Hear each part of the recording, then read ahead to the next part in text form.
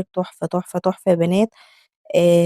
ممكن تعمليها عبارة عن ساندوتشات بالعيش البلدي. يعني تجيبي العيش البلدي وتعملي ساندوتشات كده بطاطس على بتنجان، وممكن تعملي كده زي ما أنا عملت، مقطّعة عيش ومحمّصاه كده، باحب أغمّس الأكلة دي أوي بيه، بيبقى طعمها تحفة. زي ما حضراتكم شايفين كده، ممكن كمان تزوّدي أنتِ ممكن بيضتين جنب الأكلة دي كده للولاد، تقليهم كده بطماطم أو تعمليهم شكشوكة زي ما أنتِ يعني عايزة. الأكلات دي اقتصادية وسهلة وحلوة جدًا.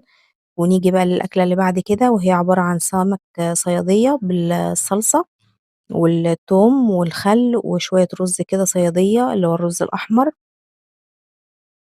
زي ما حضراتكم شايفين كده، وشوية سلطة خضرا، وكانت أكلة اللهم بارك حلوة جدًا، ممكن تتاكل كمان بعيش مش لازم رز.